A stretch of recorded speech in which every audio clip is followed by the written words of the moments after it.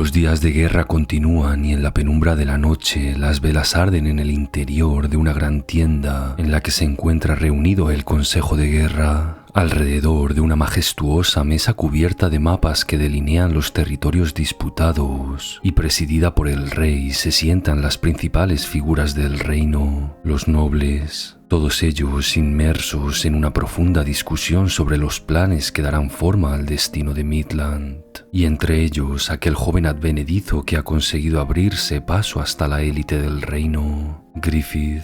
En esta coyuntura el destino del reino pende de un hilo y el Consejo de Guerra se encuentra inmerso en una discusión para decidir cuál será su próximo movimiento. Como todos sois conscientes, la Guerra de los 100 años fue desatada por la invasión Tudor de nuestras tierras, declara el escolta del rey con voz firme, erguido a la izquierda de su majestad, su armadura resplandeciendo con los motivos de un dragón. La fortaleza de Doldrey, otrora bastión inexpugnable de nuestras fronteras, cayó en manos del enemigo, transformándose, no sin cierta ironía, en su principal baluarte para la invasión que asola nuestras tierras. Sin embargo, continúa con una chispa de esperanza en sus ojos. El destino parece habernos brindado con una oportunidad única en esta despiadada contienda. Y estas palabras captan la atención de todos los allí presentes. El Imperio Tudor se encuentra en estos momentos en una crisis de sucesión al trono. Por más poderosas que sean sus huestes, no podrán desplegar su máximo potencial en el próximo enfrentamiento. Si dejamos escapar esta oportunidad, es posible que nunca podamos recuperar la fortaleza de Doldrey. ¿Y cuál es su propuesta? Doldrey es realmente impenetrable, replica uno de los allí presentes, incapaz de ocultar el temor y la indecisión en su voz. Y para más Inri, la fuerza enemiga que ocupa el lugar está compuesta en su mayor parte por los caballeros más poderosos del Imperio Tudor, dirigidos por el temible general Boscón, los caballeros del rinoceronte púrpura. Además, ni siquiera los caballeros del tigre blanco, una de las dos fuerzas más poderosas de Midland, lograron tomar la fortaleza. Parece que la guerra total es nuestra única opción, reflexiona el rey en voz alta, no sin cierta pesadumbre. Eso sería demasiado peligroso, vuelve a protestar el mismo noble que antes. Durante la presente campaña, las fuerzas de los caballeros del tigre blanco han sido reducidas casi hasta un 40%, y no hay una garantía de que incluso llegando a una guerra total consiguiéramos hacernos con Doldrey. Además, si el asedio fuera a prolongarse, la consecuencia inevitable sería un ataque en pinza por parte del enemigo. Hay un verdadero riesgo de que fuéramos eliminados de manera absoluta. Podría decirse que de manera general esta campaña está siendo una victoria para nosotros. No hay razón alguna para hacer una apuesta que conlleve tal riesgo. Podríamos retirarnos, pero entonces otro de los allí presentes interrumpe súbitamente su discurso al oír tal propuesta de retirada. Ya tenemos todas nuestras fuerzas desplegadas, y si fuéramos a retirarnos en este momento, nuestros esfuerzos hubieran resultado en vano. Nuestro objetivo final de la presente campaña siempre fue la obtención de Doldrey. Si fracasamos, no tendremos ninguna oportunidad de reclamar todo nuestro territorio. Pero ahora que hemos perdido a los tigres blancos, ¿quién podría llevar a cabo tal hazaña? Se oye a algunos decir entre lamentos: ¿qué opina usted, señor Griffith? El imbatido halcón, el que no conoce todavía la derrota. ¿No podría usted hacer algo en esta ocasión?, le pregunta uno de los miembros del Consejo de Guerra, atravesado por una cierta malicia e ironía. Si así se me ordenase, responde el joven advenedizo colmado de indiferencia. El noble entonces comienza a reír nerviosamente al escuchar tal atrevimiento. ¿Está acaso hablando en serio? No. Tal cosa es imposible. Por mucho que seas considerado en el campo de batalla como un mismísimo regalo de Dios, hay cosas que definitivamente son imposibles de hacer. Sin embargo, Griffith, su semblante serio, permanece en silencio, y una particular alteración comienza a extenderse entre los espíritus de todos los miembros del Consejo de Guerra. Compañeros de armas, sí, pero también rivales, todos ellos compitiendo por ganar el favor del rey, hasta que finalmente Finalmente el halcón torna su mirada y la planta sobre el rey. Si su majestad así lo ordenase, vuelve a reiterar, rompiendo el tenso silencio que se había apoderado de la tienda. «Sandeces», exclama uno de los nobles, indignado ante el atrevimiento de este, que hasta recientemente no era nada más que un plebeyo. Sin embargo, las guerras se ganan tanto en el campo de batalla como en los despachos, y Griffith se desenvuelve a la perfección en ambos territorios, manejando a los hombres como un director dirige a su orquesta. Y entonces el germen de la idea que acaba de plantar en el corazón de todos los allí presentes comienza a extenderse. ¿Acaso está diciendo que puede hacerlo, señor Griffith? ¿Puede usted hacerse con la fortaleza de Doldrey? Ignora de lo que habla. ¿Sabe usted cuántas veces hemos intentado capturar la fortaleza durante estos últimos 100 años? Incontables comandantes y generales de enorme gallardía aceptaron el desafío de capturar Doldrey y todos ellos fracasaron en sus intentos. ¿Y usted, señor Griffith, dice que puede?, le pregunta nerviosamente. ¿Acaso sus continuas victorias le han hecho perder el raciocinio?, se oye decir a otro. ¿Lo creéis de veras?, interrumpe el rey, dejando a todos en silencio. Griffith, con gesto serio y sin pronunciar palabra, asiente, y los nobles estallan en alaridos de incredulidad. ¿Su majestad acaso cree en él? Es una temeridad. Incluso los caballeros del Tigre Blanco fueron incapaces de hacerse con la fortaleza. Sea cual sea la estrategia, un asalto es imposible sin una gran fuerza, y si fallamos, el daño a nuestro ejército podría ser letal. No se requerirá de una gran fuerza, vuelve a tomar la palabra Griffith. Tan solo requeriré la banda del halcón. Un sentimiento de incredulidad atraviesa el espíritu de los nobles, y durante unos instantes el silencio vuelve a apoderarse de nuevo del consejo de guerra. Pero en uno de los presentes la estupefacción se convierte en ira y toma ofensa en las palabras del halcón. «Ridículo», exclama, sus manos apoyadas con firmeza sobre la mesa. Con una caballería que no sobrepasa los 5000, tienes la intención de ocupar Doldrey, fortaleza que está siendo defendida por 30.000 enemigos. Acabarás siendo víctima de tu propia ubris, jovenzuelo. Tus astutas estrategias no funcionarán eternamente. Pero tras estas vehementes palabras, aquella semilla que Griffith plantó da sus frutos, y un noble que hasta el momento había permanecido callado toma la palabra en defensa del halcón. Llegados a este punto, parece que no hay otra opción que la guerra total, y antes de llegar hasta esa consecuencia final, permitir que una sola fuerza intente llevar a cabo un astuto plan no debería de tener grandes consecuencias en lo que respecta a la moral del ejército entero. Además, la banda del halcón ya ha obtenido un cierto número de victorias encontrándose en inferioridad numérica. No hay nada que indique que no pueda ser posible en esta ocasión. Termina el noble su defensa de la estrategia planteada por Griffith, y ambos se miran el uno al otro en gesto de aprobación y reconocimiento. Su majestad, ¿cuál es su decisión? Todos contienen el aliento, sus miradas clavadas en el rostro del rey, aguardando con nerviosismo su pronunciamiento final. Y con solemnidad el rey levanta la mirada, sus ojos reflejando la carga de responsabilidad que pesa sobre sus hombros. Ordeno a la banda del halcón la toma de Doldrey.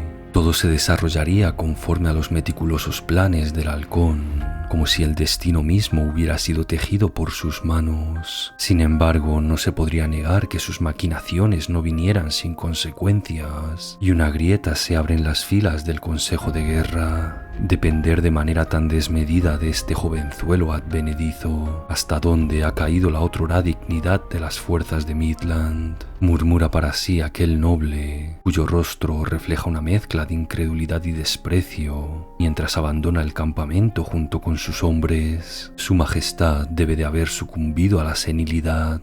Desde lo alto de la colina que se sitúa en el centro del campamento, aquel noble que apoyó a Griffith durante el consejo contempla la amarga partida del general. En fin, supongo que es así como uno se siente cuando pierde sus propias fuerzas, reflexiona para sí mismo. Señor Lavan, parece que ha quedado completamente seducido por el halcón blanco, exclama a sus espaldas otro de aquellos nobles que se encontraban en el consejo. Ya veremos si cumple con sus expectativas en esta ocasión. Señor Owen, simplemente me limité a manifestar los hechos tal y como son. Además, si el halcón no puede hacerlo, no creo que haya ningún otro hombre en Midland que pudiera hacerse con Doldrey. Efectivamente, justo en este momento, Griffith, a lomos de su blanco corcel, pasa a la altura de los ilustres Lavan y Owen, y con su característica gracia y refinamiento, les lanza una ligera reverencia y abandona el lugar. Owen se lleva la mano a la cabeza y no puede evitar dejar salir su admiración por el halcón. No sé si como hombre es correcto decir tal cosa, pero debo admitir que parece una figura salida de una pintura. Un comandante sin igual, menciona Lavan, completamente sumergido en sus pensamientos. Es posible que estemos luchando al lado del héroe del siglo.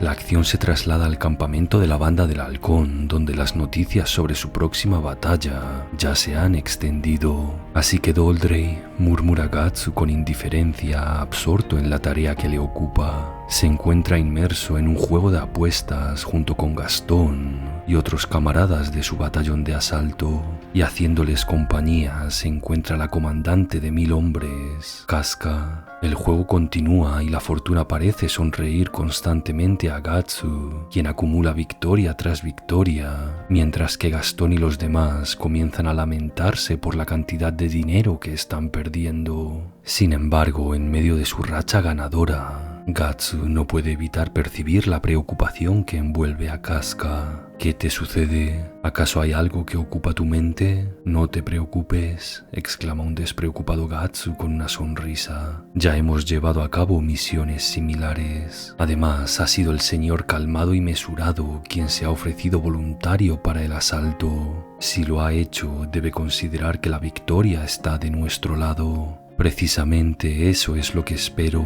que sea capaz de mantener la serenidad, menciona Casca, perdida en sus pensamientos. ¿Qué? Pregunta Gatsu, buscando claridad en la expresión de su compañera. Aquella historia que te conté sobre cómo la banda del halcón se vio envuelta en una disputa territorial hace largo tiempo.